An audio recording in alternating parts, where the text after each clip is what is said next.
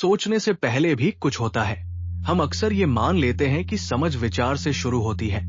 पहले सोचते हैं, फिर जानते हैं। लेकिन जीवन के कुछ क्षण ऐसे भी होते हैं जहां जानना सोच से पहले घटता है। जैसे अचानक कोई दृश्य भीतर उतर जाए, बिना शब्दों के। उस क्षण विचार बाद में आते हैं, अनुभव पहले। विचार की अपनी आवश्यकता है। ये कहना आसान होगा कि विचार अनावश्यक है, पर उपनिषद ऐसा नहीं करते। विचार दिशा देता है, भ्रम को प्रश्नों में बदलता है और खोज की शुरुआत करता है। यदि विचार न हो तो खोज भी नहीं होगी। लेकिन समस्या वहां शुरू होती है जहां विचार अंतिम सत्य बनने लगता है। अनुभव शब्दों से पहले क्यों आता है? जब कुछ गहराई से देखा जाता है तो शब्द तुरंत नहीं आते।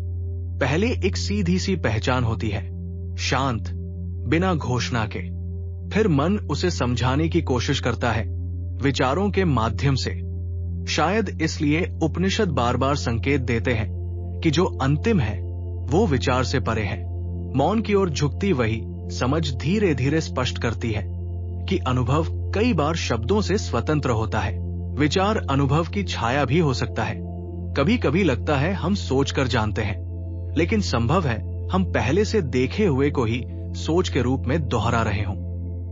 इस तरह विचार मूल नहीं रहता, प्रतिबिंब बन जाता है। और प्रतिबिंब हमेशा वास्तविकता जितना स्पष्ट नहीं होता। अनुभव को पकड़ने की कोशिश क्यों असफल होती है? अनुभव स्वाभाविक है, वो घटता है।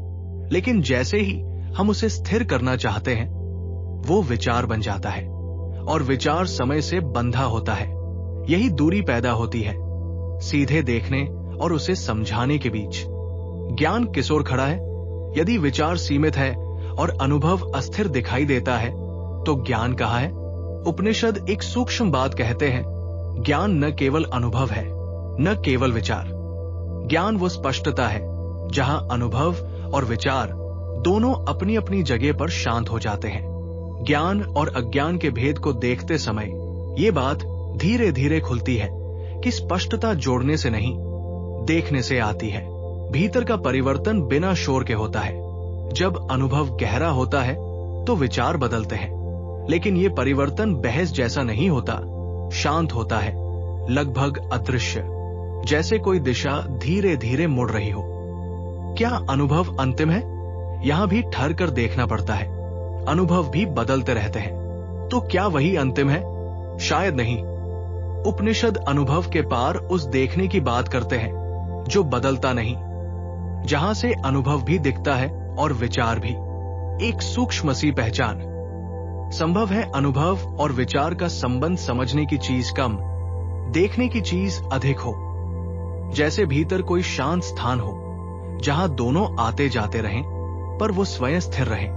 शायद स्पष्टता यहीं से जन्म लेती है, बिना प्रयास, बिना घोषणा। और तब प्रश्न रहते हैं, पर उनका भार कम हो जाता है।